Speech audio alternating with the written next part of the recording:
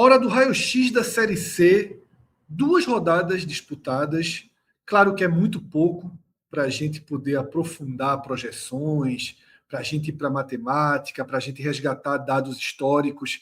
Mas eu costumo dizer que as nossas edições de raio-x, seja da Série A, da Série B, agora fazendo a Série C, eu sempre costumo dizer que são programas que vão mudando de perfil ao longo do andar do campeonato.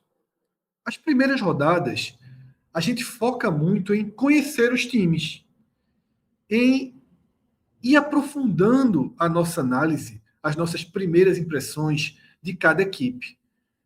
Com as rodadas passando, a gente vai somando e trazendo a questão da matemática, olhando o que aconteceu nos anos anteriores, fazendo desenhos de tabela, peso de jogos.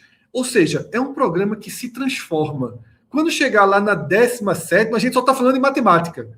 A gente só está fazendo composição, a gente já está estudando quem vai para cada grupo. São mudanças naturais dentro do perfil de um raio-x. Ou seja, nesse vídeo, a gente vai continuar o trabalho que a gente fez no raio-x da primeira rodada, porque a gente vai ainda ter um contato muito inicial com cada equipe. Nesse programa, temos o reforço de Fábio Hermano, que a partir de agora vai integrar sempre esse raio-x da Série C com a gente. Fábio substitui Cássio Zirpoli, tá?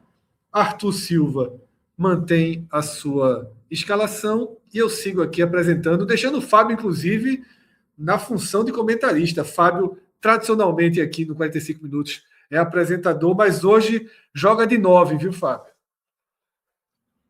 Substituir Cássio Zirpoli, acho que você jogou uma pressão desnecessária, viu, Fred? Mas vamos nessa. Mas você sabe que eu prefiro sempre, né? Então, não sendo Cássio é sempre uma vantagem aqui para o andar dos nossos programas.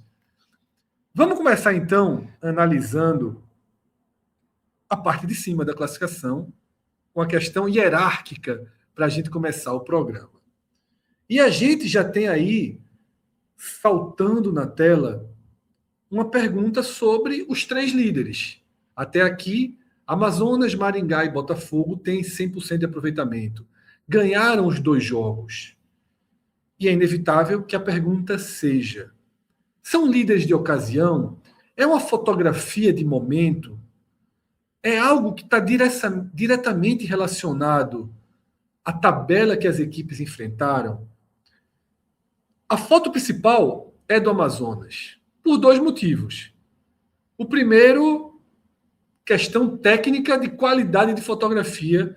Deixo aqui, inclusive, um elogio ao Instagram do Amazonas, que cuida muito bem da imagem do clube. Mas o motivo real é que o Amazonas, ser inclusive o primeiro time pelo saldo, pelo número de gols, dá essa sensação de uma liderança de ocasião. Mais do Amazonas do que do Botafogo e do Maringá.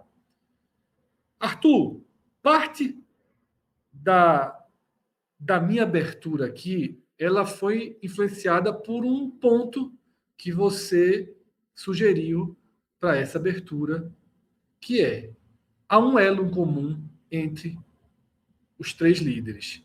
E esse elo é ter enfrentado Ituano e Ferroviária. O que essas equipes têm? São equipes que, por estarem na reta final da Série A2 do Campeonato Paulista, estão utilizando times reservas na Série C.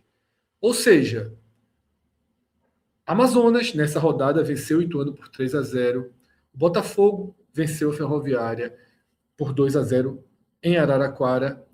E o Maringá, na primeira rodada, já tinha batido a mesma Ferroviária. Ou seja, o elo entre essas 3 equipes é ter enfrentado um time reserva pela frente, Arthur.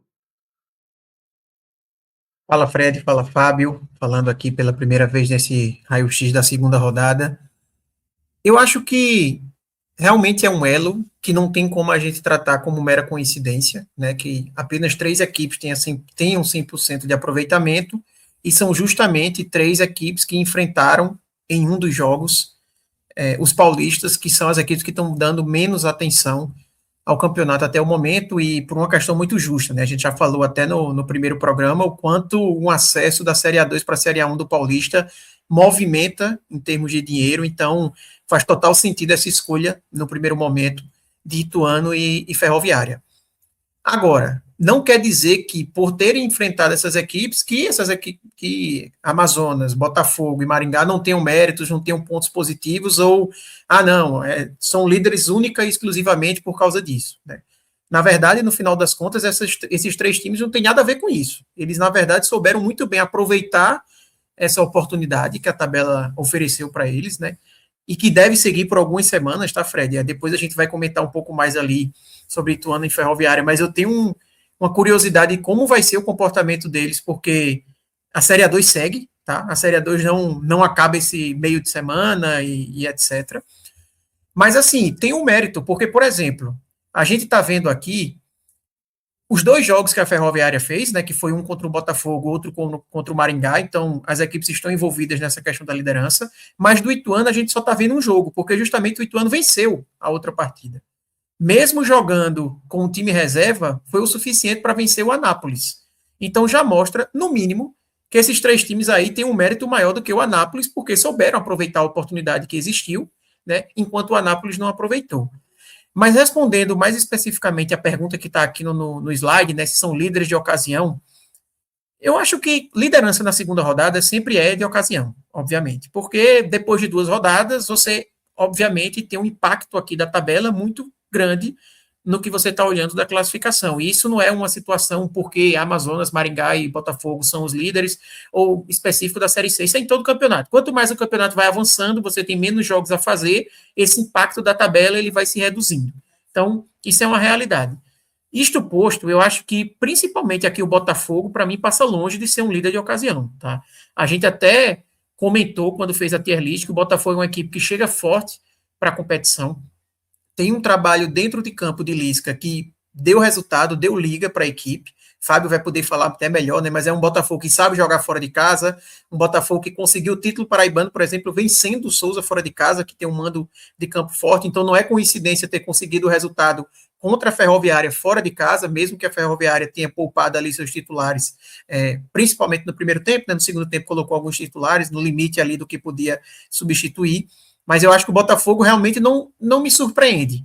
Já era uma expectativa de que o Botafogo viria forte e é uma equipe que entra na Série C num momento muito positivo, né? A gente tem o Paysandu, que também vivia um momento positivo com a vitória ali no campeonato paraense, né? Mas o Guarani, por exemplo, já não via num momento tão positivo, o Santa Cruz a gente não precisa nem falar, enfim, o Botafogo talvez fosse o que vivia o melhor momento junto com o Barra, mas o Barra teve ali a perda do técnico que a gente também pesou quando a gente fez o primeiro programa. Então, acho que o Botafogo não me surpreende, não acho que é um líder de ocasião. Me parece uma equipe que realmente vai brigar nessa faixa de tabela até o final da competição.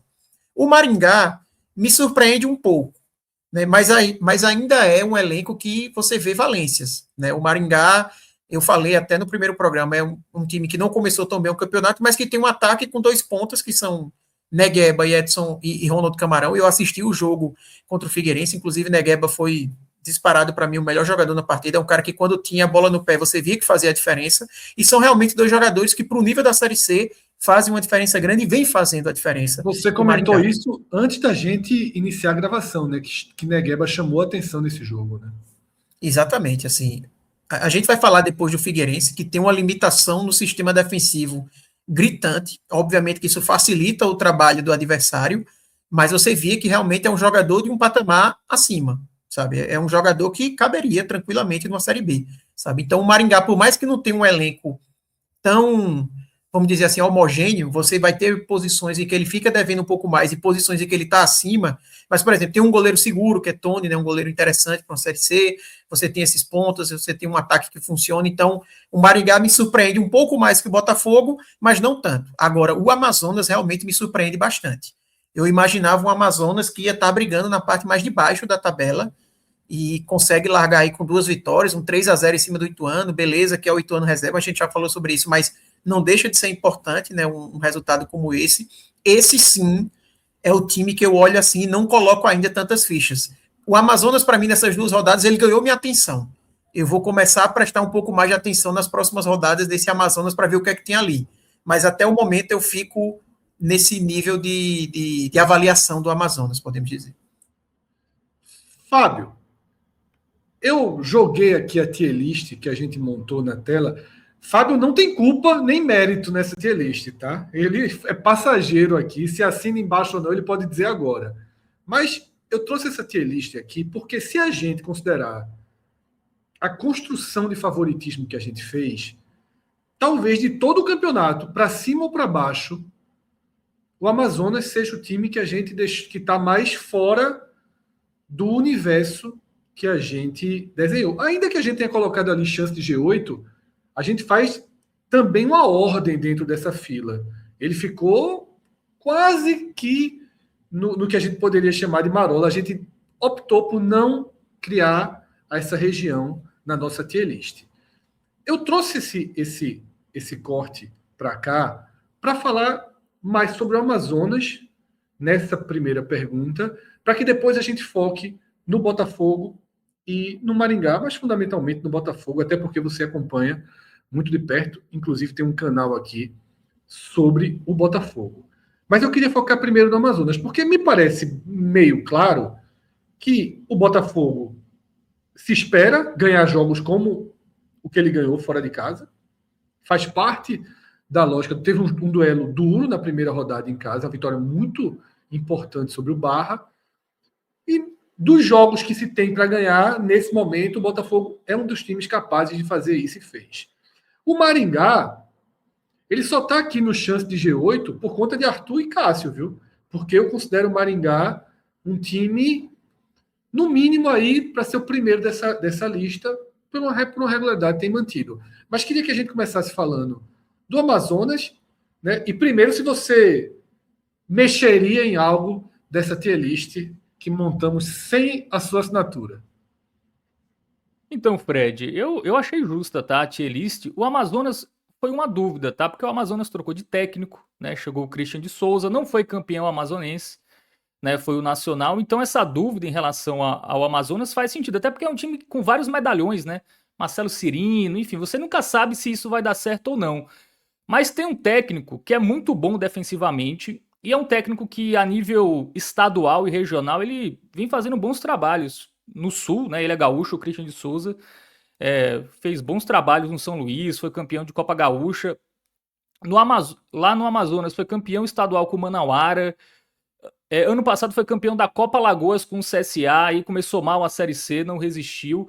Mas é um técnico que tem uma característica de montar bons times defensivos. E isso na Série C é muito importante. Se você olhar o Maringá com o Moisés Egert tomou gol em todos os jogos.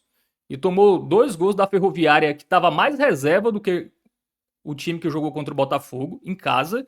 E tomou gol desse Figueirense, que é um time tecnicamente bem limitado.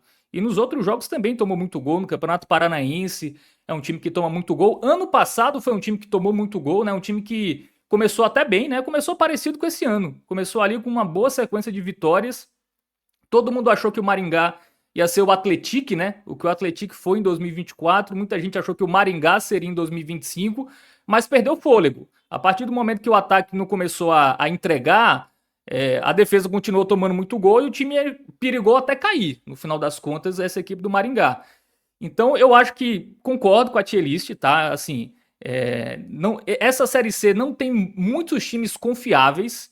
Eu acho que essa Série C tá bem mais acessível do que as duas últimas, né? As duas últimas a gente via muito time ali com cara de acesso, Londrina, Náutico, Ponte Preta, Guarani, enfim, a gente via, em termos de quantidade, times mais confiáveis. Até os próprios paulistas. Eu acho que os paulistas desse ano, com exceção do Guarani, eles são mais fracos do que os paulistas das últimas Série C. Então, em relação a tier list, eu concordo, assim. Talvez o Caxias, por ter um mando de campo forte, o Caxias eu acho que foi o melhor mandante do ano passado. Claro, mudou de técnico, mudou muito de jogador, mas já venceu nessa rodada do Confiança. Então pode ser um time ali que, se o fator casa prevalecer, pode beliscar ali um G8, já que tá tudo muito equilibrado. O Caxias, Fábio, foi para aí por causa de Marcelo Cabo. Foi a dosezinha de hoje. Isso pesa muito também, realmente. Marcelo Cabo... Ranço, né? Ranço. Ranço Mas move realmente não dá para opiniões confiar mesmo na não, né? história de 45 minutos. Mas assim, pode mudar ainda, né? Série C tem muito isso. O time muda ali no meio do campeonato, um técnico chega, dá a subida e o time entra no G8. E geralmente esses times até sobem, né? Quem acaba tendo um gás na reta final da primeira fase. Mas em relação a Maringá e Amazonas, eu concordo, tá? Eu acho que são times que antes de começar o campeonato, assim, seria muita ousadia colocá-los como favorito ao G8. Mas nesse início, eu acho que o Amazonas, eu acho que pode ser um time de G8 por ter um técnico bom defensivamente e time que toma pouco gol em Série C, geralmente consegue bons resultados, né? Consegue brigar por classificação, pelo menos. O Floresta do ano passado foi um exemplo disso, tomava pouco gol, fazia pouco gol também, mas essa regularidade acaba, no final das contas, sendo positiva. O Maringá eu tenho minhas dúvidas, tá? Inclusive o técnico do Maringá é um técnico que agora é o primeiro trabalho de Série C dele, né? Que é o Moisés Egert. Inclusive treinou o Botafogo. Inclusive Moisés Egert e Christian de Souza treinaram o Botafogo. O Botafogo antes da SAF ele tinha essa estratégia de no início do ano sempre trazer um técnico que estava indo muito bem a nível estadual, né? Ou no Rio Grande do Sul, ou no interior de São Paulo, era sempre a ideia da diretoria apostar nesse tipo de técnico. O Moisés Ect não durou 5 jogos do estadual e o Christian de Souza estava até bem, né? Estava invicto, foi demitido porque teve atritos lá com a diretoria. Mas são Moisés era o técnico do Botafogo naquele pré-nordestino 2023, não era? Que caiu para o Santa? Isso, exatamente. Exatamente. Então são técnicos que, a nível nacional, eles precisam aparecer. Assim, não são técnicos que deram respostas a nível nacional nos últimos anos. O Christian de Souza até chegou a treinar o Paraná na Série B há muito tempo, mas foi um técnico ali que ficou muito no cenário regional. Então, comparando com o Botafogo tem um Lisca, que é muito mais técnico do que esses outros dois. Então, por isso eu até coloco o Botafogo mais à frente do que Amazonas, do que Maringá. Mas ter uma boa defesa como o Amazonas tem, ou se mostrou pelo menos nessas 2 primeiras rodadas, e tem um ataque ali que, pelo menos em termos de nome, é interessante, né? Tem o Jimenez, do meio pra frente, né? Tem o Jimenez, tem o Léo Guerra, tem o Marcelo Cirino, enfim. Tem o Vinícius Leite, que já jogou aqui pelo Botafogo, que numa Série C tende a render, né? Subiu com o Paysandu, no último acesso do Paysandu. Então é um time que pode ali beliscar um acesso. Eu acho que não seria nenhum absurdo. Esse Maringá, eu preciso ver mais, porque eu acho que teve uma sequência mais fácil do que Botafogo e Amazonas, porque o Amazonas venceu o Confiança fora, um jogo difícil. O Botafogo venceu o Barra. Você introduziu o que seria a minha próxima pergunta, Fábio. Como o Arthur propôs como pauta inicial tirar um pouco de peso das vitórias sobre times reservas, eu queria perguntar se a grande vitória até aqui desses líderes, a gente está tratando 6 vitórias na tela, né? 3 nessa rodada e 3 na rodada passada. A grande vitória foi o Amazonas bateu Confiança em Aracaju ou o Botafogo venceu o Barra, que é uma equipe que a gente coloca ali certamente no bloco de cima do campeonato, onde colocamos o próprio Botafogo. Fábio primeiro, depois Arthur. Cara, é difícil, assim, porque em termos de expectativa, Botafogo e Barra, em tese, o Botafogo venceu o Barra em casa não seria uma surpresa. O Amazonas venceu Confiança fora, até acho que é uma surpresa um pouco maior. Então eu vou até votar no Amazonas nessa comparação. Mas, por exemplo, quem pegou os times paulistas com mais interesse em relação ao jogo foi o Botafogo, porque a Ferroviária jogou com 3 titulares e no segundo tempo entraram mais 4. O Ituano, assim, acho que foi reserva, quase reserva do reserva. Eu via os relacionados, não tinha porque nem... jogar em casa faz uma diferença, ou seja, Isso. O Ituano na primeira rodada ganhou, a Ferroviária usou mais titulares, né? E o Maringá pegou a Ferroviária com mais reservas do que o Botafogo pegou, né? E sofreu mais, 3-2. Então acho que a maior vitória, tirando os jogos contra os paulistas, eu até voto na vitória do Confiança, do Amazonas fora de casa contra o Confiança. Mas entre os jogos contra esses paulistas, né, com foco dividido, eu coloco a do Botafogo. Não era um jogo tão simples e, querendo ou não, era 3 titulares, entrou vários titulares também no segundo tempo, então acho que era um jogo ali que o Botafogo poderia se complicar mais. Arthur, qual a grande vitória até aqui? Botafogo 1/0 ou Confiança 0, Amazonas 1? Eu acho que Botafogo 1/0. Eu peso muito aí o adversário que o Botafogo enfrentou. E eu acho que essa vitória do Barra por 3-0 nessa rodada valoriza ainda mais essa vitória do Botafogo. Porque quando o Botafogo venceu o Barra é uma equipe que a gente coloca expectativa. A gente teve até o debate no último programa que, para mim, o Barra era da Série C, a equipe, entre as equipes da Série C, a que vinha tendo a melhor temporada, né? E dá para a gente dizer que ainda é, né? Porque perdeu do Botafogo, que deixa de ser.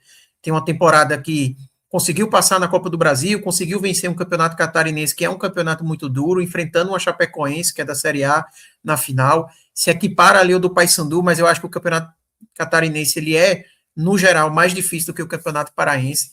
Só que tinha uma dúvida do Barra, que é, perdeu o técnico, o que é que vai acontecer, né? Já era um trabalho longevo, será que a equipe vai conseguir reagir rapidamente? Eu acho que esse 3-0 que o Barra conseguiu na rodada seguinte, beleza que foi um jogo de um nível de enfrentamento menor, mas eu acho que foi uma resposta interessante para mostrar que o Barra é um time que, para mim, vai brigar realmente ali em cima. O Confiança, eu não tenho de forma alguma essa confiança com pedra no trocadilho. Eu acho que Confiança realmente vem mal, é uma equipe que vem sofrendo muito ofensivamente, não vem, tem 0 gols marcados, a gente vai falar um pouco mais de Confiança. O jogo que o Amazonas venceu, salvo engano, o Amazonas faz com gol na reta final, assim, do jogo, tá? Foi um jogo, assim, que estava caminhando muito para o empate, e era aquela, quem fizesse o gol ia vencer, e o Amazonas acabou fazendo o gol no final. Eu acho que o jogo, beleza que o jogo do Botafogo também teve um pouco disso, né? O Botafogo sofreu um pouco ali para sair o gol numa bola parada, né? Um ótimo cruzamento de Nenê, mas isso é uma das armas fortes que o Botafogo tem, né? Tem um jogador como Nenê para decidir partidas. Mas o Mas primeiro eu tempo acho teve 5 finalizações no gol, tá? Assim, o Botafogo criou então, muito no primeiro tempo, assim. O gol saiu até no pior momento do Botafogo. O Botafogo no primeiro tempo poderia ter feito 2 ou 3, assim, conseguiu criar bastante. então eu acho que o adversário que o Botafogo pegou, ele valoriza mais essa vitória do Botafogo, tá? Eu colocaria um pontinho a mais nisso. Para falar um pouco mais do Botafogo, queria, Fábio, que você trouxesse um pouco, tá, da impressão do Botafogo pós-paraibano. Porque a gente pode colocar na conta a vitória no Barradão, tá? Sim. O trabalho de Lisca, historicamente, ele costuma chegar e de forma muito rápida encaixar e trazer resultados. E junto com os resultados vêm os fantasmas, né? As perseguições imaginárias, algumas vezes ou não, as diferenças. E a gente já viu o Botafogo passando por mudanças, né, no seu departamento de futebol, diretamente relacionadas à Lisca. Eu imagino que para a torcida nessa balança não há equilíbrio algum. Imagino que todos estão fechados com o treinador. O futebol anima, tá? É a segunda vez que o Botafogo larga com 6 pontos, tá? Nesse modelo de competição. Já havia conseguido largar uma vez com 6 pontos. Como é que você avalia esse Botafogo colocando os pés fora da Paraíba, né? Porque, queira ou não, venceu o Vitória como visitante e agora vence uma Ferroviária que oscilou ali de reserva para mista, terminando quase com sua força principal. Bom, Fred, assim, Botafogo começar bem a Série C não é novidade, né? O grande problema é quando acaba. O Botafogo normalmente tem bons inícios. O problema é que vai perdendo fôlego ou da metade da primeira fase para o final, ou só na fase final. Enfim, essa vem sendo a tônica na maioria dos anos. Ano passado, o Botafogo foi mal a Série C inteira, né? Inclusive até em algum momento ali flertou com o rebaixamento. Esse ano, né, o Botafogo voltou a ser campeão paraibano, então ele já exorcizou um fantasma. O Botafogo não era campeão paraibano há 7 anos. E esse foi o primeiro ano que o Botafogo começou a pré-temporada falando muito mais do estadual do que da Série C. Porque se tinha algo aqui que era sempre na apresentação dos jogadores perguntar sobre a Série C, só que o Botafogo tem o paraibano, que já não ganhava há bastante tempo.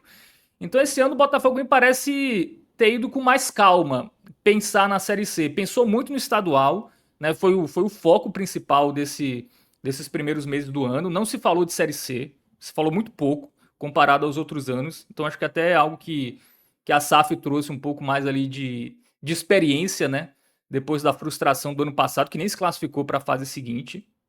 O Botafogo fez um campeonato paraibano que começou com o Bernardo Franco, que é o técnico hoje do Barra. Tá? Por isso que eu até tenho dúvidas, tá? Se esse Barra vai muito longe ou não. Porque o Barra me parece ser um time muito mais coletivo do que individual, né? Você olha o elenco do Barra, você não dá muita coisa, não. Inclusive, tem vários ex-Botafogos lá no Barra que você olha assim, jogador comumzinho, assim. Não mete muito medo. Mas tinha um trabalho muito bom, né? Do técnico que foi pro Atlético Goianiense. E vamos ver se o Bernardo Franco consegue manter lá. Mas no Botafogo foi muito mal, assim. O Lisca Como pegou eu terra disse no arrasada ali. começo, tá? Como eu disse no começo, quando falamos do Caxias, o ranço move muita coisa nesse É. programa. Mas, assim, ele foi muito mal. Assim, o Lisca pegou terra. O Botafogo conseguiu perder de 4-1 do Campinense, sem divisão. O Campinense podia ter feito 5-6, assim. É o mesmo time, assim, é esse time aí que tá aí. Claro, chegou mais pra frente o Rodolfo e o Felipe Azevedo que fazem diferença. Mas, assim, não dá pra perder um clássico contra um time sem divisão por 4-1. Veja, Mas em Fábio, só um relação. parênteses sobre técnicos. Christian de Souza estava no Joinville, que apanhava de Caiu. gato e cachorro. Se botasse o Joinville contra nós três aqui, só nós três em campo, era a chance de perder era grande, viu? Porque, então assim, Série C não vai ter muito técnico que teve bons trabalhos em sequência, não. Eu acho, por exemplo, o Bernardo Franco um nome bem mais confiável do que Christian de Souza. Eu acho Christian de Souza um técnico bem fraco, viu? Eu não, O eu Bernardo Franco só inclusive, tem um trabalho, né? Assim dois trabalhos. O Cuiabá, que nem. Ele foi demitido com cinco jogos no Cuiabá, depois que virou o ano. Ele terminou aquela Série A, né? Ali, o sim, Cuiabá meio rebaixado. Caiu na Copa do Brasil, começou mal o estadual, caiu. Esse ano, de novo, no Botafogo, começou mal e caiu. E ano passado fez um trabalho ok no Brusque, né? Ficou naquele jogo contra o Náutico para subir. Talvez o problema dele seja, enfim, time mais ali sem menos pressão, talvez ele consiga desempenhar, mas no Botafogo ele assim, foi muito mal, assim não foi, não. escalava muito mal, assim, coisas muito óbvias que ele parecia não enxergar. Ele colocava um volante como meia, assim, não dava para entender muito as escolhas. O Lisca chegou e o Lisca trouxe o espírito Lisca, né? Que é aquele time que morde muito no meio de campo, os caras dão carrinho, que era um time muito passivo, né? O time do Bernardo Franco. Era um time ali muito lento. O Botafogo já tem alguns jogadores lentos, né? E aí o time todo era meio moroso. O Lisca chegou, ele melhorou muito a organização do time. Hoje é um time muito mais organizado, é um time muito mais intenso. E chegaram dois jogadores no Paraibano que, somados ao Nenê, cara, são jogadores que, para uma Série C, é um nível, eu acho que é um nível acima, que é o Felipe Azevedo e o Rodolfo. Foram muito bem nos dois primeiros jogos, sobretudo o Rodolfo. Né? O Nenê também foi peça importante nas duas partidas. Só que são jogadores mais veteranos. Né? O Rodolfo até tem 33, é o mais jovenzinho, mas o Felipe Azevedo tem 39 e o Nenê tem 44. Né? É um ataque de mais de 100 anos, esse ataque do Botafogo. Mas o Lisca faz o time para esses jogadores desempenharem o papel ali para decidir jogos. O Botafogo joga ali no 4-4-2, três volantes, todo mundo se matando para esses três jogadores decidirem. E nessas duas primeiras rodadas deu certo, assim. O Botafogo criou muito contra o Barra, criou bastante também contra a Ferroviária. O Botafogo está criando mais na Série C do que criava no Paraibano em alguns jogos. Eu até tinha essa sensação, porque no Campeonato Paraibano os jogadores apanhavam muito, né? O Nenê apanhava muito. Aqui na Série C parece que, enfim, os times jogam e deixam jogar. Então parece que esse Botafogo tem até mais facilidade de chegar ao gol na Série C do que tinha em alguns jogos do Campeonato Paraibano. Claro, vai chegar algum momento que todo mundo vai perceber. Se não deixar esses três jogadores da frente pegarem na bola, o Botafogo não tem muita saída. Porque é isso. O elenco é curto, o Botafogo não tem pontas. O Botafogo tem dois pontas no banco. O Atamoto e o Caion, aquele que estava no Náutico, assim.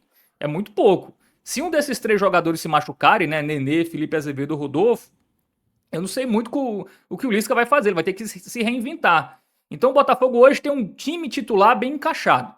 Assim, mas vai ter momentos que esse time titular vai se desfazer ou por suspensão ou por lesão e a gente vai ter que ver o repertório do Lisca. O Botafogo fora de casa vai ser um time muito perigoso. né? Porque vai ser um time que vai pressionar a saída de bola, vai morder muito no meio de campo. E esses 3 jogadores, com 2, 3 toques na bola, eles chegam ali no gol do time adversário, ainda mais se o adversário tiver ali com a defesa um pouco desorganizada.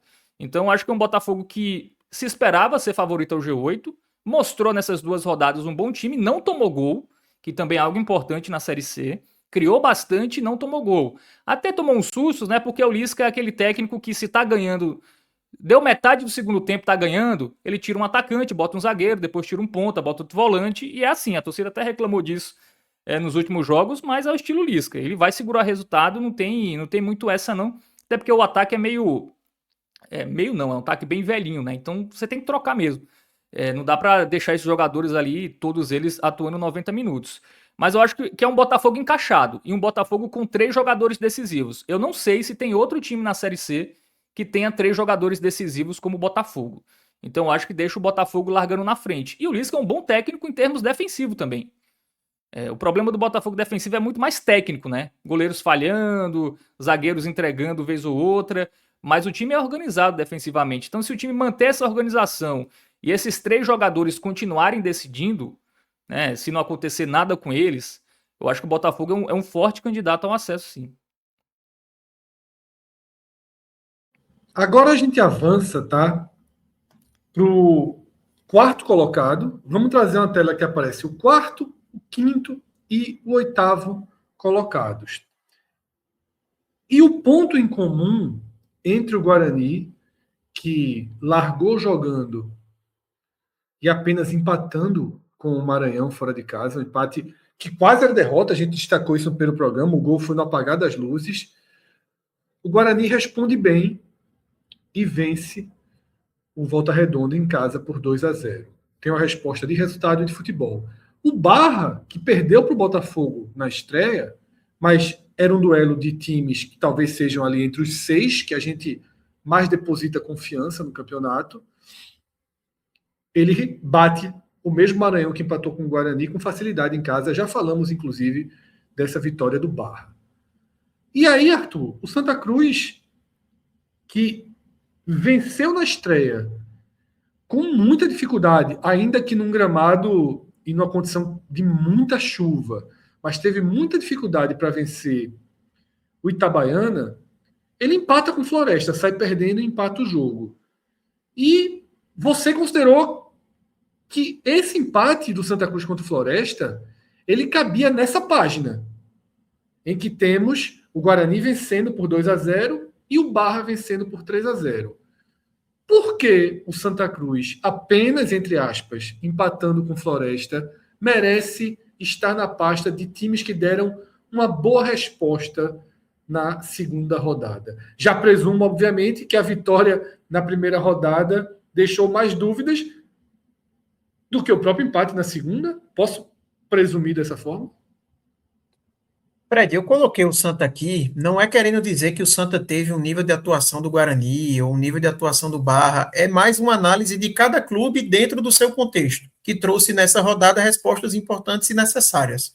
O Barra, a gente já falou da questão da mudança de comando técnico, não acho que é uma resposta definitiva, a gente vai seguir tendo que acompanhar esse Barra, porque enfrentou, dentre todos os que estão aqui na tela, o adversário mais acessível. Eu acho que Maranhão, Floresta e Volta Redonda, entre esses 3, a sensação que a gente tem é que o Maranhão, de fato, é o time mais acessível de se enfrentar, sobretudo dentro de casa, né? Falando do Santa, essa resposta aqui, Fred, eu acho que é uma resposta muito do Santa no ano. A gente viu um Santa que, desde o começo da temporada, não trouxe uma resposta positiva para o seu torcedor, venceu jogos no Pernambucano, assim, no sacrifício, no limite.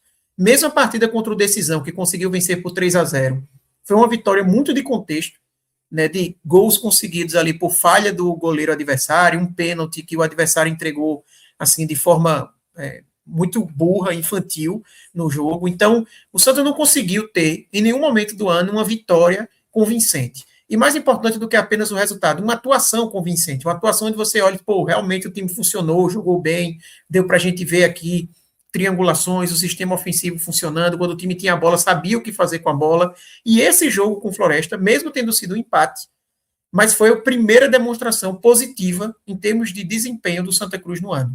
E era uma resposta necessária, porque o Santa Cruz terminou o Pernambucano com uma avaliação, obviamente, muito negativa, o torcedor com expectativa lá embaixo. Falando de mim, por exemplo, eu tinha um receio muito grande de ser rebaixado na Série C. Por mais que fossem apenas 2 equipes, mas o nível de futebol que o Santa Cruz vinha trazendo dentro de campo era entre as piores equipes da Série C, eu não tenho dúvidas disso. Tanto que o Santa Cruz fez 15 contratações para a Série C, uma reformulação quase que completa dentro do seu elenco. Não é uma reformulação porque só teve chegadas, não teve saídas, mas assim, em termos de contratação, contratou mais do que um time completo, porque viu realmente a necessidade que tinha disso. E na primeira rodada não teve como ter resposta nenhuma, nem positiva nem negativa, porque diante daquele contexto, um gramado daquela forma, uma chuva que a gente viu no Recife, enfim, não tinha como você avaliar a equipe do Santa Cruz. A gente tentou aqui extrair um pouco para fazer um programa analisando muito o aspecto individual de alguns jogadores, esse aqui deu uma demonstração positiva, esse outro ficou devendo, mas obviamente sabendo que o que acontecesse naquela partida contra o Itabaiana, dificilmente indicaria problemas ou soluções para frente, porque o Santa dificilmente vai enfrentar novamente um cenário como aquele. Pode até acontecer, mas um caso fortuito no restante da competição. Então, era um jogo em que o torcedor foi assistir dizendo, pronto, agora eu quero ver se esse Santa Cruz de Claudinei, que dá para a gente dizer que é o começo do trabalho, porque aquele jogo contra o Souza na Copa do Brasil ficou muito isolado e até distante nesse momento, se realmente o Santa evoluiu, se realmente é outro time. E eu acho que a resposta foi positiva.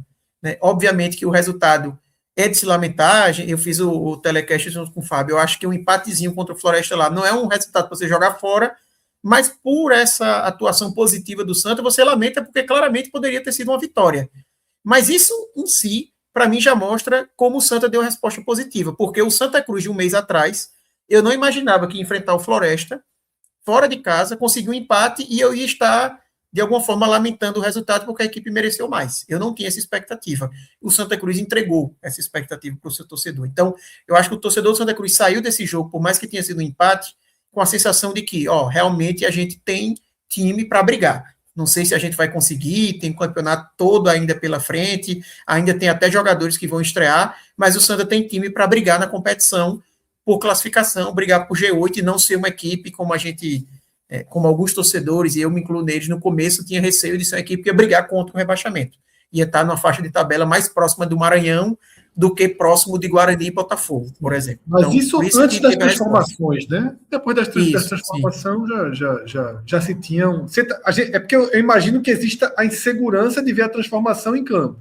Exatamente. A transformação dos nomes em campo. Mas é bem natural que o Santa... né, de demonstrações como essa nesse jogo contra o Floresta, tá? O Arthur, é claro que aqui é o raio-x de uma Série C e que a gente foca no pós-rodada, que a gente, né, analisa todos os times, né, com ganchos, com recortes específicos. Nem sempre a gente vai falar dos 20 clubes. É natural ter transformações, terem pautas que mudem. Eu queria uma atualização do extracampo do Santa, porque eu sempre imagino que no raio-x a gente tem um público de fora de Pernambuco, de fora da Paraíba, de fora da Bahia e do Ceará, que não tem clubes dos seus principais atuando, só, né, forças intermediárias ou menores atuando na Série C, mas por experiência própria do que acontece no raio-x da Série A, da Série B, e pelos comentários que eu li no primeiro programa que a gente fez, tem sempre torcedores de outros estados que vão chegando. E eu queria que você atualizasse para esses torcedores o andamento da SAF do Santa Cruz. Porque a gente vê uma SAF operando no Botafogo, a gente vê as SAFs operando pelo país, no próprio Barra, naturalmente, mas o que se dá no Santa Cruz nesse momento? Um clube que já deveria ter sua SAF operando e atravessa ainda um mar de incerteza, Arthur. Fred, a realidade sobre a SAF do Santa Cruz é que a SAF do Santa Cruz, como ela vinha sendo constituída, tendo os investidores mineiros ali como principais investidores relacionados à SAF, representados principalmente pela figura de Irã Barbosa, essa SAF ruiu, acabou. Não tem mais a menor condição dessa SAF ir para frente e, assim, sendo bem direto ao ponto, porque essa SAF, ela simplesmente não tem como cumprir o contrato que foi feito junto ao Santa Cruz. Não tem capacidade financeira para tal. É tão simples quanto. E o Santa Cruz demorou muito para perceber isso, ou talvez, assim, demorou muito para aceitar isso, né? E o Santa Cruz aqui, eu estou dizendo, na sua forma de diretoria, levou o caso até onde dava, mas chegou um momento que realmente a relação também se tornou insustentável e essa SAF ela não tem como ir para frente. O que o Santa Cruz vive hoje é um cenário em que as informações que a gente tem é que já existe um outro grupo interessado em assumir essa proposta, e aí a gente fica na dúvida se esse grupo ele está interessado em assumir a proposta integralmente como ela está, ou vai querer fazer alguma modificação. Essa é a informação que eu não tenho. O que já me passaram é que teria interesse em assumir do jeito que está, até porque, se tiver qualquer mudança em contrato, o Santa Cruz tem que voltar para a estaca zero no processo.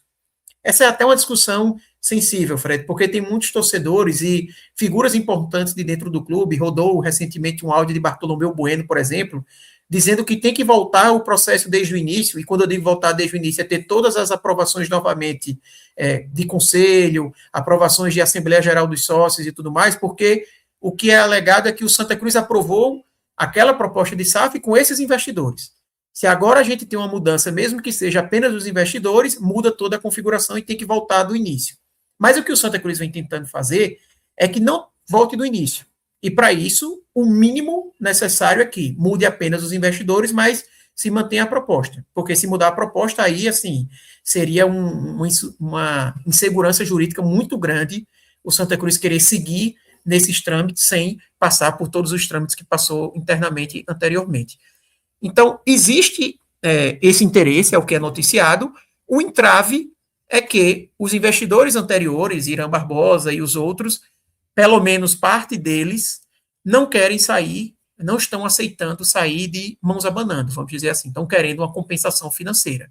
E é essa questão da compensação financeira que está gerando um entrave, porque provavelmente o grupo que quer assumir, beleza, eu vou assumir o contrato, mas eu não vou pagar, gerar lucro para quem estava aí se a SAF nem assumiu. Não faz sentido ter lucro num negócio que nem existiu por mera especulação, né? Então, existe toda essa discussão.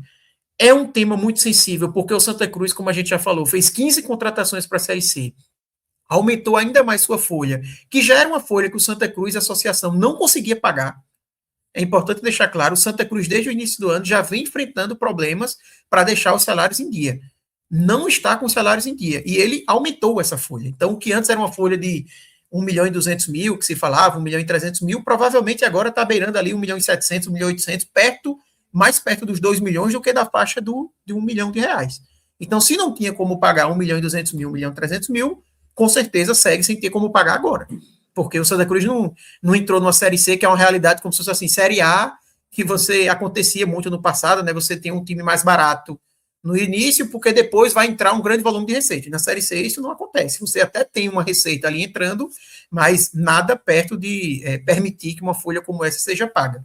Então o Santa Cruz tem urgência, porque a maneira que o Santa Cruz tem de conseguir bancar essa folha é conseguindo fazer logo essa virada para os novos investidores, e a notícia que se tem é que esses novos investidores estariam prontos para fazer um aporte, vamos dizer assim, emergencial, para o Santa Cruz conseguir ter como bancar a sua folha aí durante a Série C. Então, esse é o contexto. E aí, uma pergunta que sempre vem dos torcedores, né? Pô, se o Santa Cruz chegou na conclusão que os caras não vão conseguir cumprir o contrato, é só simplesmente, então, o Santa Cruz ativar alguma cláusula no contrato que tenha que, se você não consegue cumprir o contrato, você então perde o contrato ou algo assim. Eu já procurei pessoas, até do meio jurídico, para entender um pouco mais sobre isso, e a informação que eu recebi é que, assim, pelo menos até o momento que eu fiz essa procura, não existia, juridicamente, no entender dessas pessoas, algo que o Santa Cruz pudesse usar para dizer, não, os caras desrespeitaram cláusula A, B ou C, e por causa disso eu posso retomar o controle. Até porque é um contrato que ele não está em vigência ainda. A SAF do Santa ela não foi 100% implementada. Talvez a cláusula que o Santa Cruz pudesse ter seria dizer que os caras estão postergando, por exemplo, a questão da RJ. E aí talvez existir no contrato, que também é algo que a gente não tem 100% de informação, porque esse contrato ele não foi 100% aberto ao público, de se existir alguma questão de que, tipo, a RJ você precisa concluir em tantos dias. E eles não concluíram, estão jogando para frente, justamente para ganhar tempo, e aí tem algo assim. Porque não existe ainda agora um investimento que eles já deveriam ter feito e não fizeram, sabe? Eles não assumiram o controle. Não tem como cobrar, por exemplo, aquela questão de que na Série C o investimento mínimo é de 32 milhões, ou são 34, não me lembro ao certo, ou 36, algo assim. Porque ainda não é propriamente dito um Santa Cruz SAF. Está em transição. Então, está tomando um tempo, porque nesse momento, o que eu imagino, o que eu tenho de percepção e o que eu já também apurei com algumas pessoas é que o que dá para resolver é via negociação. Não tem como ir para a justiça. Até porque, vamos supor que direito, obviamente, tudo é discutível, né? O Santa Cruz pode, depois, em algum momento, encontrar uma interpretação, alguma coisa assim que legalmente, vou lá na justiça procurar resolver isso. Não quer dizer que vai ser rápido, que vai ser fácil. O Santa pode gerar uma insegurança para os novos investidores de não quererem assumir diante de uma situação como essa, que eles podem entrar, colocar o dinheiro e depois os caras conseguem eliminar, sei lá, na justiça e retomam. Enfim, ficar num contexto que também não vai resolver muitos problemas. Então, esse é o cenário geral. E, só voltando no que eu já falei, mas para deixar a mensagem final que é mais importante. O que mais preocupa, falando do efeito imediato, falando dessa Série C em si, é a questão financeira de como o Santa Cruz vai conseguir bancar essa folha. O Santa Cruz, como eu falei, já não estava conseguindo a folha, até que teve hoje, e a gente está gravando isso aqui no dia 14, né, que é uma terça-feira, o Santa até anunciou 3 saídas, mas assim, muito pouco diante do que o Santa Cruz precisa para poder desinchar essa folha. Né? Saiu o Gabriel Galhardo para o Gama, o volante, e saiu 2 jogadores da base emprestados, que assim, esses 2 da base não vão mexer o ponteiro em nada na folha do Santa Cruz, obviamente. Então o Santa segue tentando, o problema é que agora é muito limitado, né? Você basicamente só tem o mercado da Série D para colocar os jogadores. Não tem mais Série A, nem B, nem C, já que fechou a janela. O Santa Cruz não rescindiu o contrato naquela época e tem salários aí que dificilmente qualquer time da Série D vai conseguir assumir. Então, é uma situação bem complicada e preocupa. E até, casando um pouco aqui com o Guarani, eu tomei a liberdade de começar a acompanhar alguns canais do Guarani, acompanhar mais os torcedores, seguir no Twitter, para pegar um pouco esse feeling ali do torcedor. E é uma preocupação que o torcedor do Guarani tem também, tá? O Guarani tem uma folha, com certeza, a mais alta da Série C.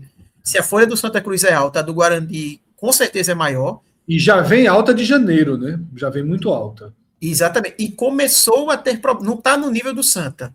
Que o Santa vem tendo problemas desde o início do ano e a especulação é de que o Santa está prestes a completar 2 meses de atrasos salariais. Mas o Guarani já começou a ter notícias de problemas para pagar salários.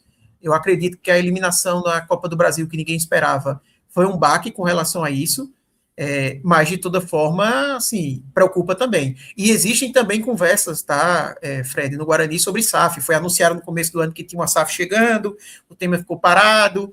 Então, acho muito difícil que, diferente do Santa, não é uma SAF que vai chegar e vai resolver os problemas financeiros do Guarani agora, mas só citando que o Guarani também é uma equipe que tem muito receio da questão financeira, porque o investimento é muito alto. Né? E até, fechando aqui o comentário para abrir para Fábio, rapidinho uma pincelada sobre o Guarani. Qual foi a resposta desse Guarani? O elenco é muito caro, tem uma folha muito alta, você vê nos nomes realmente um elenco acima do nível da Série C, assim, disparado. Você tem um goleiro como Kaique França, você tem um meia como João Paulo, você tem um volante como William Farias, enfim, você tem um Luca como centroavante, embora esteja muito, muito, muito mal, realmente é só no papel.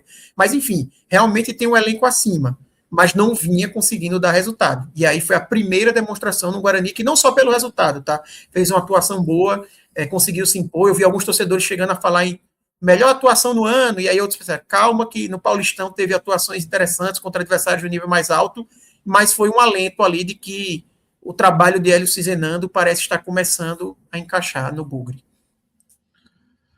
Fábio, por aí tudo em paz, né? O Guarani se espelhou na Ponte Preta, né? Vamos fazer um time muito acima e vamos subir de qualquer jeito. Se der para pagar, Deus, se não der, mas a gente vai subir, porque o time vai ser tão acima dos demais que vai dar certo. Me parece que a estratégia do Guarani é essa, né? Eu espero que o Fair Play chegue também um dia na Série C, né? Porque não dá para isso acontecer. O Guarani estreou mal, né? Contra o Maranhão, venceu o Volta Redonda, que perdeu o técnico, né? Perdeu o Rodrigo Santana para Ponte Preta. Eu acho que isso acabou pesando muito. Apostou num técnico que não tem rodagem nacional, que é o William de Matia, que foi campeão sergipano pelo Sergipe esse ano, já foi campeão paraibano pelo 13, já foi campeão matogrossense pelo Nova Mutum, mas é aquilo, é um técnico que a nível nacional nunca apareceu. Até achei uma É a primeira aposta... Série C dele, né? Eu comentei isso no raio-x inicial, Fábio, que me chamou muita atenção, né? Isso, Essa até aposta.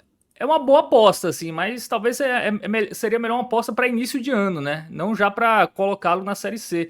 E assim, é um elenco também que você olha, é meio modesto, assim. Não é um time que vai tecnicamente ali se sobressair, mesmo que o trabalho do técnico não seja tão bom assim. Então é um Volta Redonda. Mas até quando subiu, né? Era um Volta Redonda mais modesto. Assim, o Volta Redonda nunca fez grandes times, folhas mais altas da Série C. Sempre foi ali um time meio modesto que às vezes belisca a classificação, às vezes fica ali no meio de tabela. Mas foi um bom jogo, né? Eu vi o jogo do Guarani. Teve bola na trave, teve um bom volume de jogo. Foi um time que sufocou muito, né? Pressionou muito a saída de bola, um time bem intenso. Né? Lembrou um pouco o Náutico de Hélio dos Anjos, né? Na Série C passada. Tem o Herbert, que é bom jogador, né? Que pegaram da Ponte Preta, quando a Ponte Preta não pagou, aí o cara pulou o muro. Mas é um time que é muito acima, e eu acho que a escolha do técnico foi boa. Que também é um técnico muito a nível regional, né? Nível estadual. O Hélio Cizenando, pelo menos nos últimos anos, né? Teve bons trabalhos no Capivariano. Mas é mais experiente, enfim, eu acho que é um técnico melhor do que as apostas, por exemplo, do Barra, do próprio Volta Redonda. Eu acho que o Hélice Zenando é um Queria técnico ele no que. Santa. Eu pedi ele no Santa, quando o Santa contratou o Claudinei. A experiência nacional que ele teve, Fábio, foi ter salvado o Figueirense na reta final ano passado, né? Pegou os 3 últimos Isso. jogos, venceu 2 e o Figueirense escapou com tranquilidade até da série D, né? Na época estava brigando para não cair. Então parece que, assim, eu acho que em termos de técnico e de elenco, eu acho que o Guarani vai se classificar, né? Aí vai depender muito se questão de atraso salarial vai influenciar, se isso acontecer. Na Ponte Preta acabou dando certo, né? Mesmo atrasando, a Ponte Preta subiu. Não sei se no Guarani vai ter esse mesmo efeito, né? Enfim, depende muito da gestão, do elenco, enfim. Porque às vezes pode dar certo, pode não dar. Sobre o Santa, cara, eu acho a situação do Santa. O Santa começou bem, mas é aquilo, né? Time que tem muita pressão e muita torcida na Série C, cara, qualquer coisinha desestabiliza, né? Então o Santa tem um elenco bom para a competição, tem um técnico ok também. O Claudinei para a Série C, ele fez a campanha do Londrina, né? O Roger subiu, mas quem montou o time, quem deu o início ali, quem consolidou no G8 foi o Claudinei. Aí ele foi pro Paysandu e o Roger acabou subindo. Professor Mas, Claudinei, tem que respeitar, tá? Professor Claudinei. mas assim, ele faz meio basicão ali, né? Mas pra Série C às vezes funciona. Time que Não toma pouco funciona. gol, faz pouco gol, toma pouco gol. Mas a questão do Santa tem muito essa questão extracampo e a questão de uma pressão, né? Que isso, numa sequência negativa, às vezes acaba afundando o time. Então o Santa, eu quero ver se vai conseguir ter essa regularidade com esses problemas, sobretudo extracampo. E assim, o Claudinei é um técnico que tem mercado de Série B, né? Se o Santa não paga e chega uma Ponte Preta da vida. Se bem que a Ponte Preta não paga também, né? Enfim, outro time de Série B que começou mal aí. Chama o Claudinei. Cara, se Dá o Santa ideia não estiver não, viu, pagando. Fábio? Que tem gente de olho, não dá ideia não. Ó o homem É, já. chama o Claudinei. Chama o É, Claudinei. ano passado ele pegou um Paysandu muito mais afundado, né? Assim. E ele preferiu sair do Londrina para ir pro Paysandu, que ali já não tinha muito jeito. Imagina agora que a Série B ainda tá no começo, tem muita rodada. Enfim, se o Santa não organizar muitas coisas fora de campo, eu não sei se o Claudinei vai ter muita paciência de ficar aí recebendo propostas melhores, não. Então, o Santa, para mim, é uma dúvida. E assim, pegou dois adversários nordestinos, né? Que o Itabaiana, na minha visão, um dos times que vão brigar para cair. O Floresta, eu também Mas ficou tinha essa chateada no sensação. chat, viu? Turma do chat ficou chateada no programa passado, quando a gente botou o Itabaiana na parte de baixo. Mas disseram que o Itabaiana era o super-homem dentro de casa, o Itabaiana vai e perde na rodada seguinte em casa. Aí ficou feio pro cara do Exatamente. chefe. Ano passado o Itabaiana se salvou pela campanha em casa. Esse ano já perdeu a primeira. Assim. O Floresta foi muito mal no Cearense, né? Mas assim, tem o Leston Júnior, que é um trabalho desde o ano Só que o passado. problema, Fábio, é que ano passado também foi mal no Cearense e quase subiu, né? Esse Floresta, ninguém explica Exatamente. direito a campanha dele na C. E assim, você olha o elenco, cara, é muito refugo, assim, jogadores assim, meu Deus, assim, jogadores que não jogavam bem em Série D, assim, mas aparentemente o Leston Júnior consegue dar uma competitividade a esse time, né? Enfim, time também sem pressão, né? O cara mora em Fortaleza, um time que tem uma estrutura boa, mesmo jogadores ali, acho que acaba sendo mais fácil encaixar, né? Acho que não ter pressão sempre ajuda. E sobre o Barra também não pegou ninguém, né? Assim, Maranhão, desculpa, eu quero ver o Barra contra um time mais forte, porque contra o Botafogo poderia ter perdido de 2-3-0, se não fosse o goleiro, e pegou o Maranhão que, cara, me parece disparado o pior elenco, assim. Você olha, assim, os jogador que não serviu pro Botafogo em Campeonato Paraibano, assim, é jogador que tá no Maranhão hoje, jogador titular. Então, esse Maranhão me parece muito abaixo. Então, essa vitória do Barra, eu não sei se é a resposta ainda não. A do Guarani sim, porque pegou um Volta Redonda, é um time que veio da Série B, é um time que foi semifinalista do Campeonato Carioca, apesar da mudança de treinador, é um desafio maior do que o Barra teve. Enfim, fez 3-0, tudo bem, mas ainda acho cedo. Porque, repito, o Barra era muito bom coletivamente, individualmente não me parece ser nada demais. O Cléo Silva, né, que não servia para o Náutico, é o ponta titular do Barra. Enfim, para você ver, é um nível assim meio Série C normalzão, assim. Se o coletivo não se sobressair, não vai ter elenco sozinho, como o Guarani pode ter, que vai dar conta do recado. Vamos avançar, tá? Vamos tratar aqui de outro favorito. Lá na nossa tier list, 2 clubes foram apontados com favoritismo acima dos demais. Paysandu e Guarani. Só que o Paysandu, que nessa rodada empatou com empatou com o Brusque, né? Tinha vencido na estreia fora de casa. O Brusque é um time duro, está se comprovando. Mas entre os 2 jogos, o Paysandu viveu algo muito insólito ao escolher colocar um time reserva na Copa Verde contra o Nacional do Amazonas. Tomou um 7-0. Veja, todo mundo sabe que é um time reserva. Todo mundo tem plena consciência que é um time reserva. Mas 7-0 também passa do ponto. E não foi um time do Paysandu. Foi um time de jogadores que estão à disposição para atuar na Série C.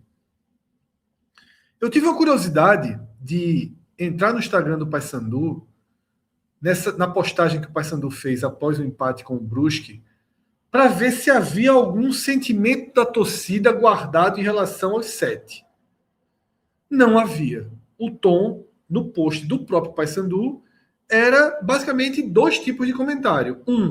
Jogou bem, apesar do 1-1, segue o jogo, e o outro foco era reclamando da arbitragem.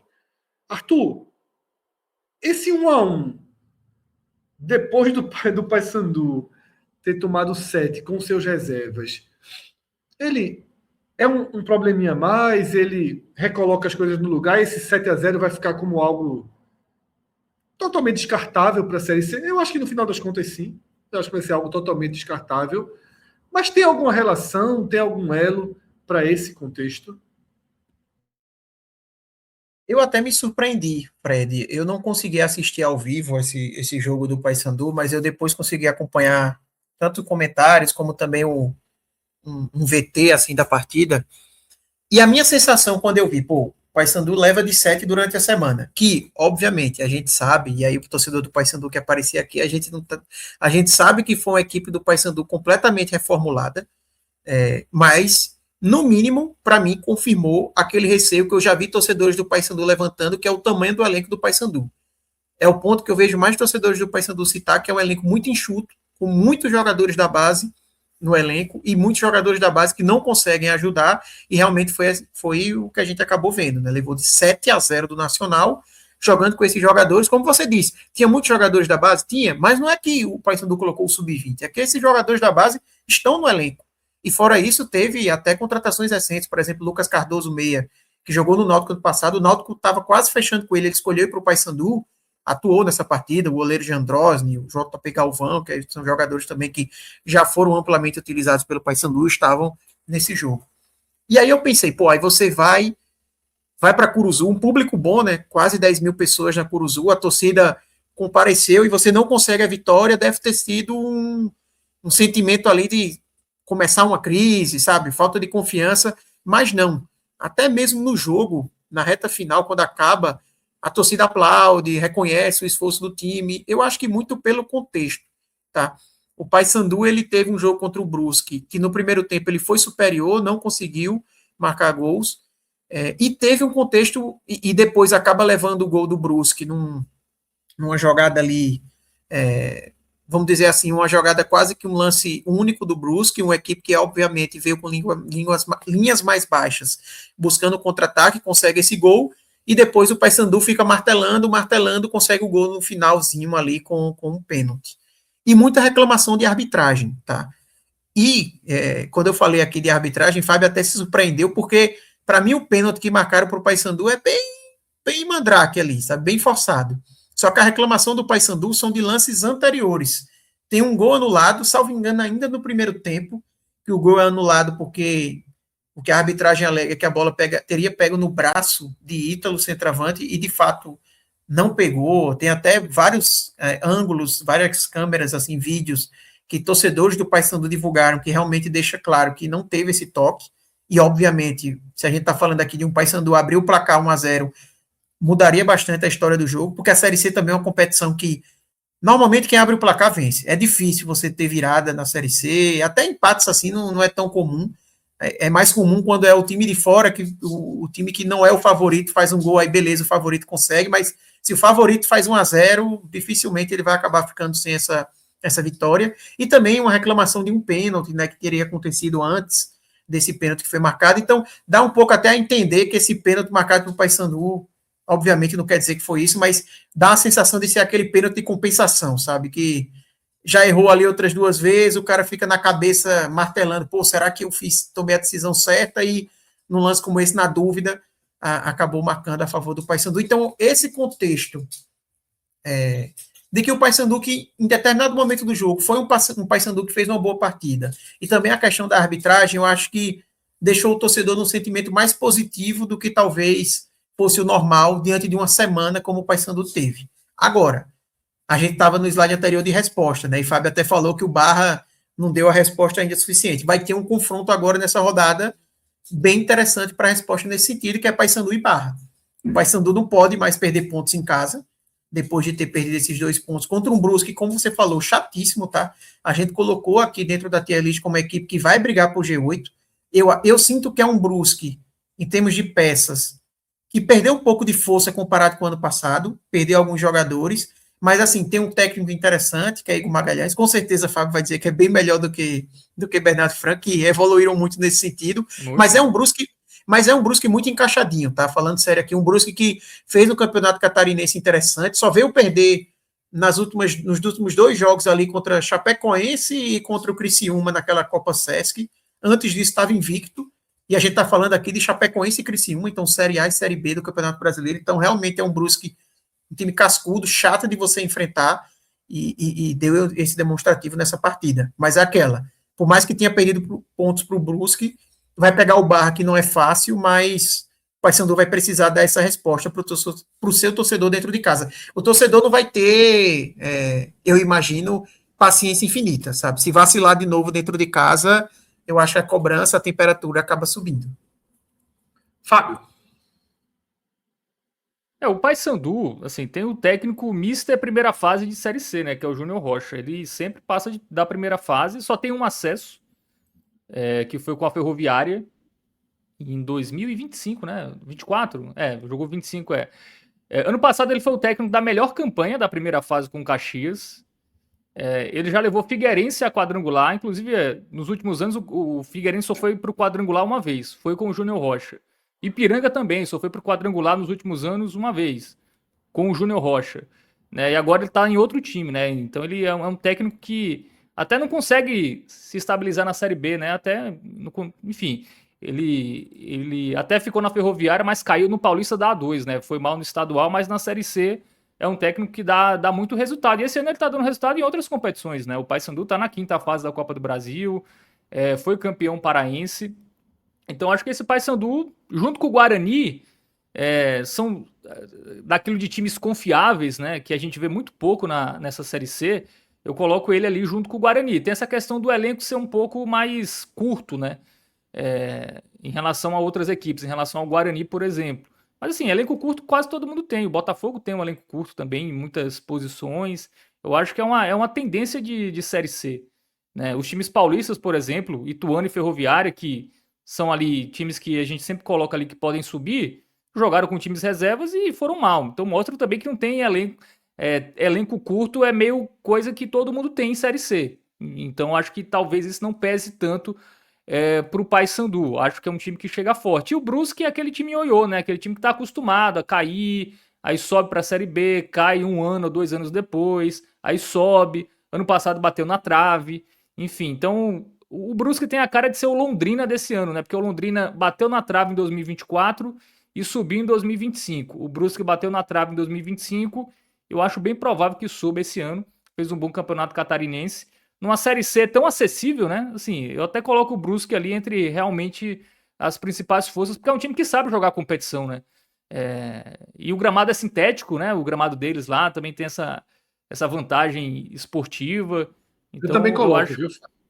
que é um time que é chato, assim. É aquele time que não tem muita pressão também, cidade do interior, enfim, geralmente consegue fazer bons papéis na Série C. Então, acho que são dois times que devem brigar pela parte de cima. E esse 7 aí do Paysandu que levou, assim, eu acho que, claro, eu acho que queimou muito mais os jogadores do que exatamente o trabalho do Júnior Rocha, ou, enfim, a percepção do torcedor em relação à confiança para as principais competições. Porque nas principais competições, o Paysandu deu resposta, né? E Copa Verde, como Copa do Nordeste, está sendo muito tratada como segundo plano, né?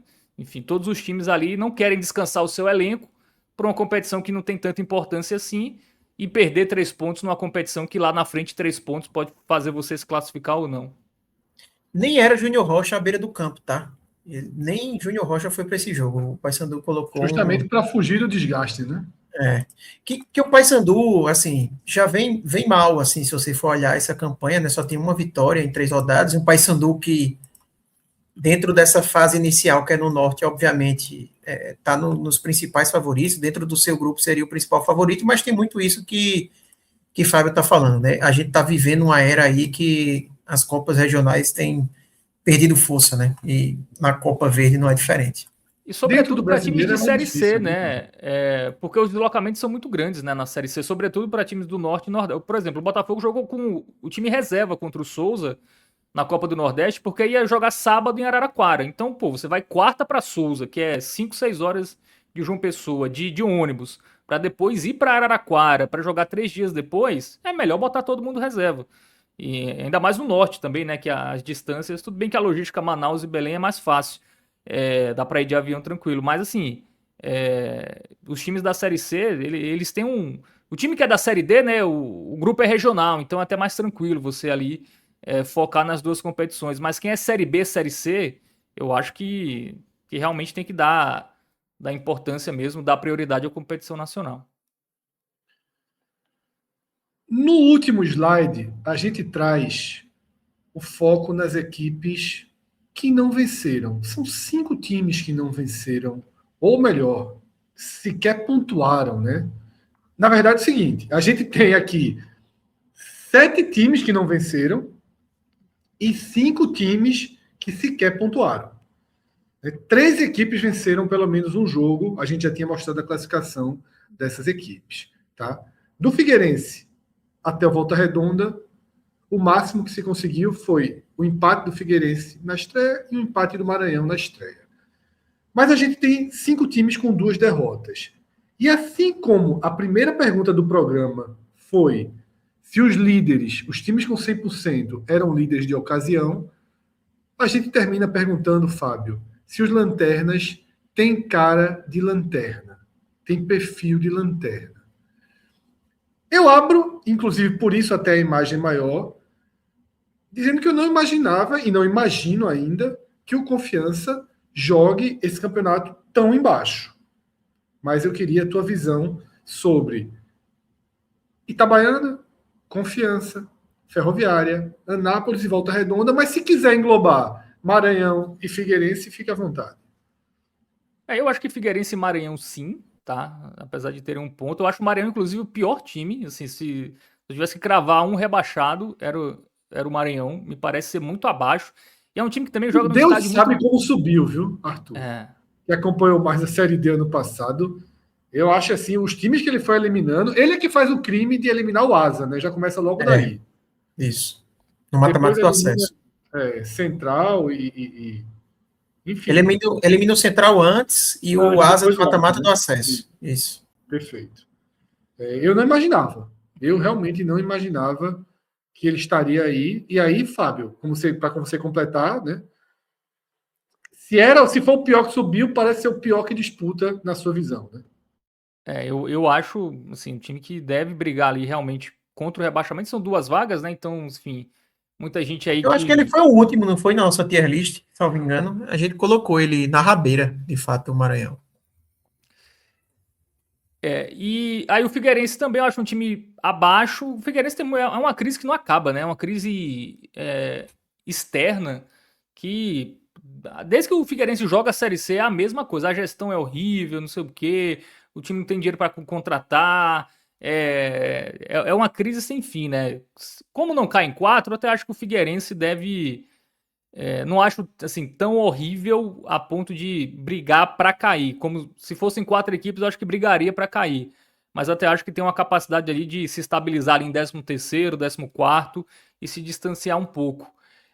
O Itabaiana tem que ver se vai fazer valer o fator casa. Não fez na primeira rodada, perdeu da Inter de Limeira, que tinha perdido para o Floresta. E a Inter de Limeira não tem aquilo, né, de Ituano e Ferroviária, de dividir a atenção. Inclusive caiu na primeira fase do Paulista da A2. Não tem porque já foi, né? Isso, exatamente. Correu rápido na A2.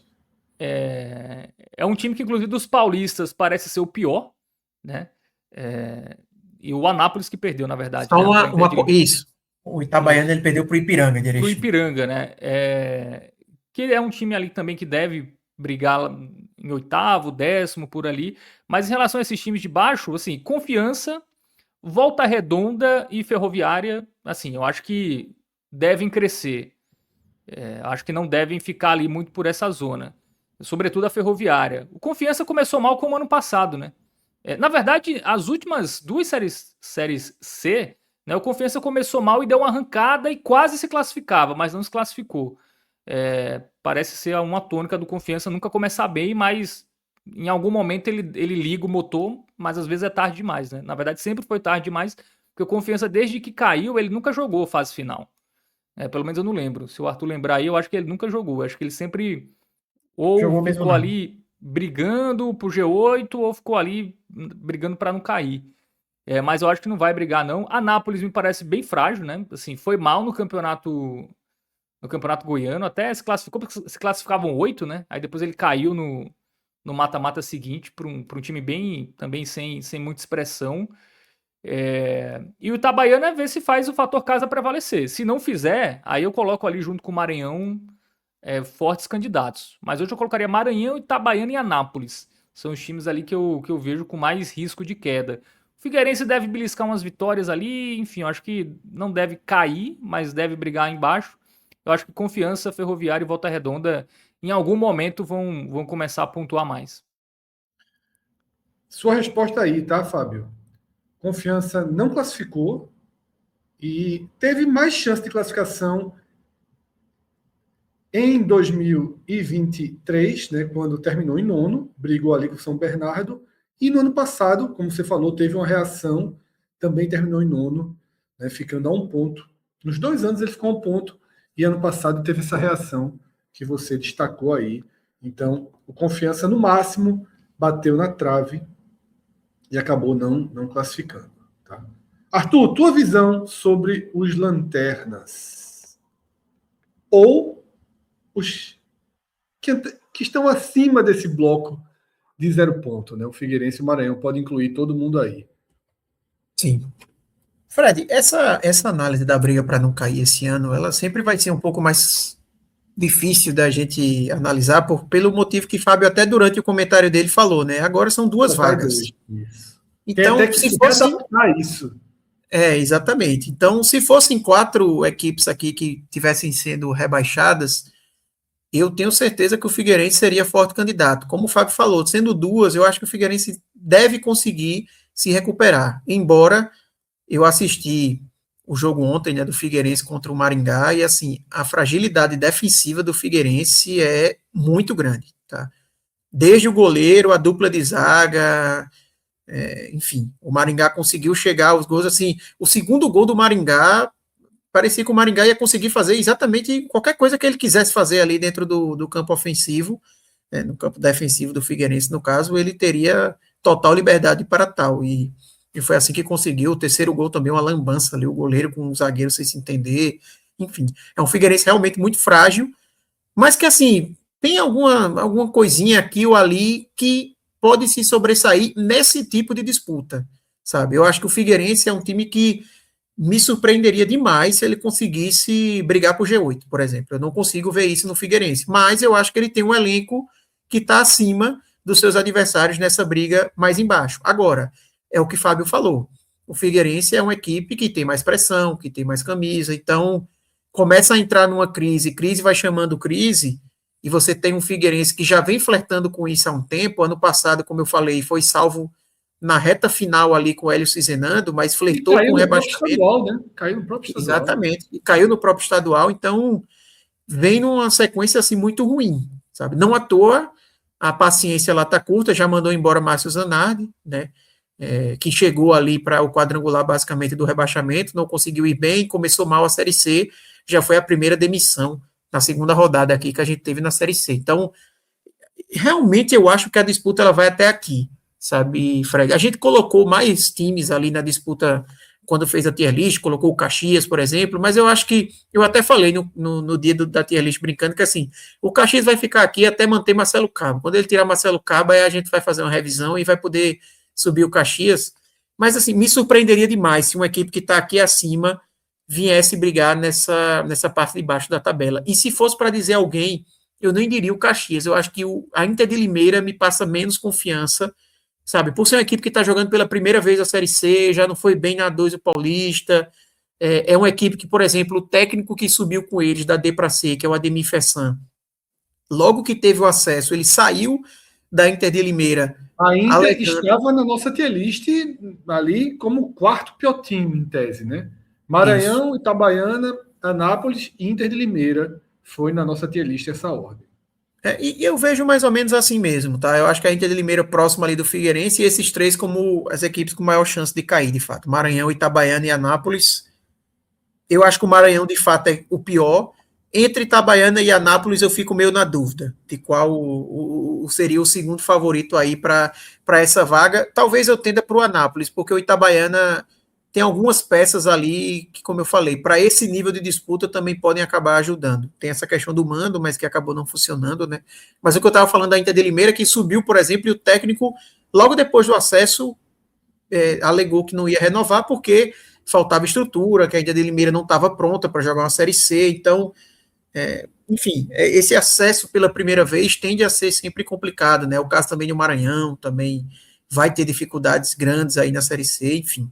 Então, me surpreenderia demais. Talvez se fosse para vir uma equipe de que não estava naquela nossa listinha ali, seria o Inter de Limeira. Agora, para mim tem dois estranhos no ninho, ali naquela... muito claros ali, dois estranhos no ninho na classificação embaixo.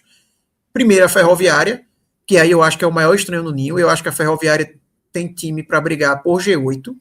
Agora, é o que eu falei no começo. São 2 rodadas já que eles abriram mão. Provavelmente vão ter mais 2, porque a Ferroviária tem uma chance bem razoável. Joga agora dentro de casa na A2. Eu acho que o jogo é amanhã, né, no dia 15 de abril, de vencer e acabar classificando. E classificando vai jogar o mata-mata do acesso. Pela vida. Não faz sentido que você poupe durante o quadrangular para chegar no mata-mata do acesso e não poupar, a não ser que, sei lá, chegue numa situação já de 3 derrotas na Série C e comece a ligar um alerta, mas a tendência é de mais 2 rodadas, pelo menos poupando jogadores, né? Então isso pode acabar pesando bastante lá na frente, pode atrapalhar os planos da Ferroviária, mas eu não vejo como uma equipe que vai brigar nessa faixa de baixo da tabela, né?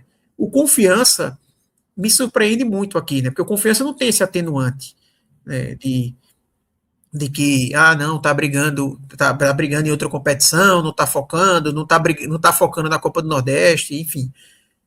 Tá até bem na Copa do Nordeste, Confiança, se você for olhar, faz uma campanha interessante, embora com a tabela também boa, né? O Confiança acabou tendo uma certa sorte ali nos confrontos, até a ordem ali de mando de campo e tudo mais. Mas é um time também que vem mal no ano, tá? Fez um campeonato sergipano ruim, não jogou a final, acho que a final foi Itabaiana e Sergipe, por exemplo. Tinha Luizinho Vieira, que fazia um trabalho bem criticado, acabou saindo, né, no Confiança. Trouxe agora Cláudio Caçapa, que assim é uma grande incógnita, porque é um cara que basicamente a única referência é aquele período como interino no Botafogo, que foi bem ali com ele, né, como interino. Depois veio o Bruno Lage e não conseguiu se manter, mas trabalho de interino é uma coisa, trabalho como efetivo é outra, ainda mais comparando trabalhar no Botafogo na Série A e o Confiança na Série C, né? Então é um técnico que você não tem o Confiança, ele passou na 4ª colocação, mas fez a final, tá? Fez a final, né? Depois ele passou então na semi, né? Eu sei que ele passou aos trancos e barrancos, ele até perdeu então, assim, foi bem freguês do Sergipe, viu, Confiança, porque perdeu na fase, vamos dizer, primeira fase do campeonato e depois acabou perdendo a final, né, pro Sergipe. Então, também é uma equipe que na final. Não é uma equipe que vem fazendo um ano interessante, preocupa muito que não consegue marcar gols. Beleza que também só levou 2, né? Tá levando sempre um ali, mas é aquela, se você não consegue marcar gols, levar um gol, acabou o jogo, né? E tem tido muita dificuldade nesse sentido. Não fez muitas contratações, tá? A gente viu uma movimentação Sassá aí no lá, mercado. Né, que foi artilheiro há 2 anos, né, da Série C. Mas, assim, quando chega em determinada idade, assim, tipo, é aquela história, pode ter ajudado muito 2 anos, mas quando você chega nessa fase na carreira, às vezes é do nada que o cara para de funcionar, sabe? Eu falo isso não só de Sassá, mas o próprio Thiago Marques que o Santa contratou, eu tenho esse receio, porque quando o cara bate essa idade, às vezes de uma hora para outra não consegue mais funcionar e vem sofrendo muito Confiança. Precisa ajeitar essa questão ofensiva, porque senão não vai ter como competir de fato. E enfim, tem um jogo agora que para o Confiança é visto como uma final, né, contra o Santa, jogando dentro de casa, precisa conseguir pontuar. E, enfim, vamos ver aí. Mas o Confiança me dá menos esperança ou expectativa de recuperação como uma Ferroviária. Eu acho que a Ferroviária tem mais força no elenco, mas também me surpreende bastante. Eu até falava do Confiança, quando a gente fez a tier list, como seria o meu 9º time ali na disputa, sabe? Eu via o Confiança podendo brigar por G8. Mas esse começo ruim já me faz ficar um pouco mais titubeante, mas não vejo de forma alguma esse Confiança brigando até o final aí embaixo. Até porque são só 2 vagas, eu acho que a tendência maior é que fique entre Anápolis, Maranhão e Itabaiana, com Volta Redonda e Figueirense e Inter de Limeira ali correndo por fora. Eu acho que é mais ou menos isso. Esse Volta Redonda, por mais que a gente tenha passado um pouco mais de segurança, mas, assim, perdeu o técnico, vem um técnico inexperiente.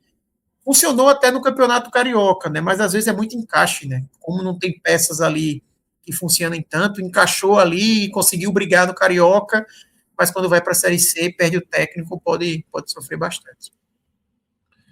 É isso, tá? Dessa forma, a gente fecha o segundo raio-x da Série C. Como eu falei no começo, é um programa que vai se transformando ao longo da competição. Então é isso, tá? E agora, para a gente fechar, a gente traz um rápido recorte, tá? É até um trailer do que virá nas próximas edições do Raio X, porque, repito, algo que falei lá no começo do programa. Por experiência própria, em muitos anos de Raio X da Série A, de Raio X da Série B, ano passado a gente fez a Série C de forma muito não linear, não fizemos todas as rodadas, a gente fez mais na reta final, acho que fez na 10ª rodada e na 17ª, 18ª, 19ª, ali muito no finalzinho. Esse ano a gente vai fazer de forma regular todas as rodadas. E aí, a gente vai trazer sempre corte de análise, ainda que nós não tenhamos na série C o Super Power BI que a gente tem para as séries A e B, a gente consegue, na boa e velha forma clássica, sem o Power BI aqui, e trazendo recortes e puxando recortes. 2 pontos interessantes do que a gente viu até aqui, né, para a gente comentar em relação à história desse modelo de disputa. O que é que a gente viu na classificação? Paysandu e Santa Cruz empatados na 8ª posição com 8 pontos. Desculpa, com 4 pontos. Ou seja, o 9º colocado, seja o Paysandu, seja o Santa Cruz, ele tem 4 pontos. Isso só aconteceu uma vez na segunda rodada, que foi em 2024, quando o Confiança ficou na 9ª posição com 4 pontos. Em todas as outras 3 temporadas, ter 4 pontos em 2 jogos significava já estar no G8. Tá? Em 24 não aconteceu e agora se repete. E aí, um recorte inédito, 5 times com 0 ponto em 2 jogos. 5 times tendo perdido as 2. Esse é um recorte inédito do campeonato até aqui. Não acho que significa nada, tá? Eu acho que é só um recorte. Não vejo muito. Guarani e Remo, que foram os times com 0 pontos em 2025, jogaram um quadrangular, por exemplo. Isso.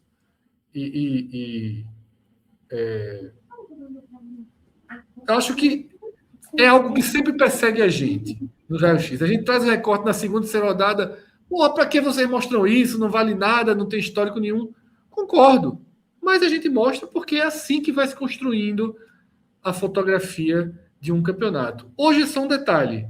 Lá na 12ª rodada, a gente começa a puxar fios mais relevantes, tá? Aí, Fred, até... Fred?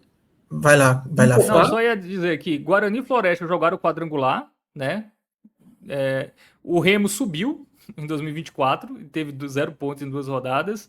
Em 2023, Vitória subiu em 22. O Vitória subiu em 22 e o Volta Redonda jogou o quadrangular em 2023, inclusive teve a segunda melhor campanha da primeira fase e começou com 0 pontos em 2 jogos. Então... E a gente tem também o outro lado da moeda, Fábio. Em 22, o Campinense largou com 6 pontos, caiu.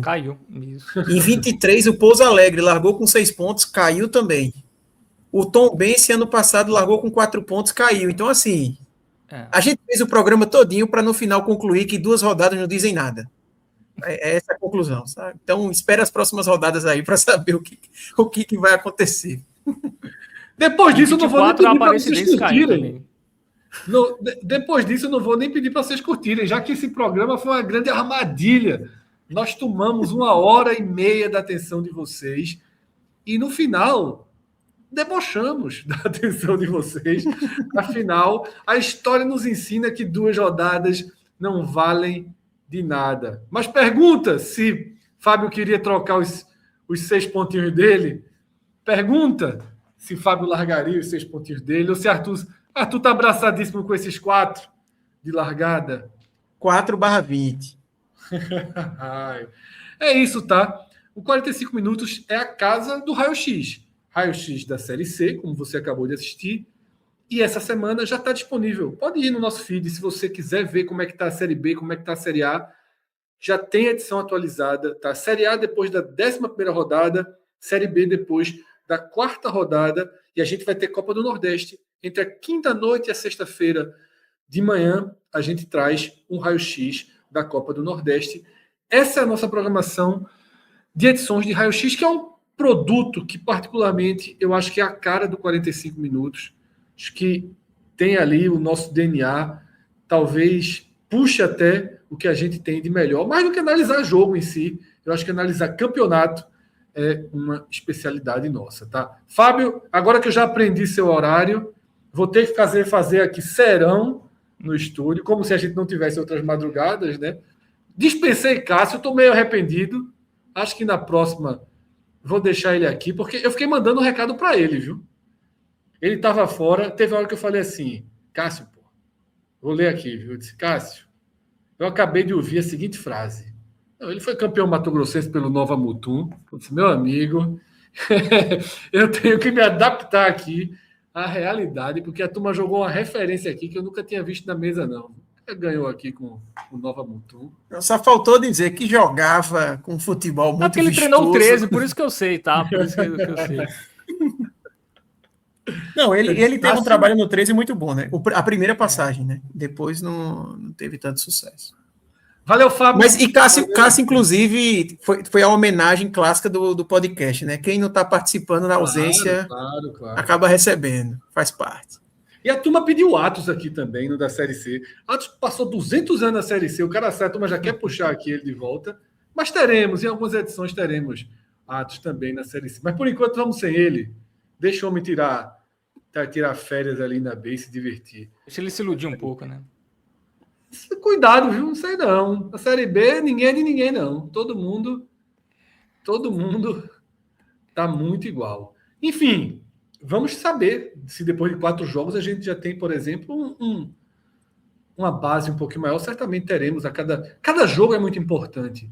Tá? Se na A imagina na C, que a gente tem menos contato com os times no começo do ano, nos estaduais, e que, sobretudo, os estaduais são parâmetros muito difíceis, muito complicados. Tem time que joga estadual em São Paulo, tem time que joga 2, tem time que pega Grêmio, Inter e Juventude.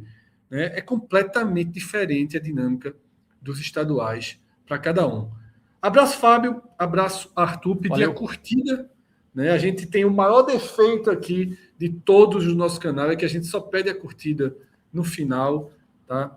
Então, pelo menos a gente pede para quem gostou do vídeo, porque esse cara chegou até aqui, o cara gostou. E aí a curtida é sincera, você aprova o vídeo, você deixa a curtida. E se conheceu a gente nesse programa, ativa as notificações, se inscreve antes, naturalmente, ativa as notificações. Aqui embaixo tem uma possibilidade de se tornar membro do canal.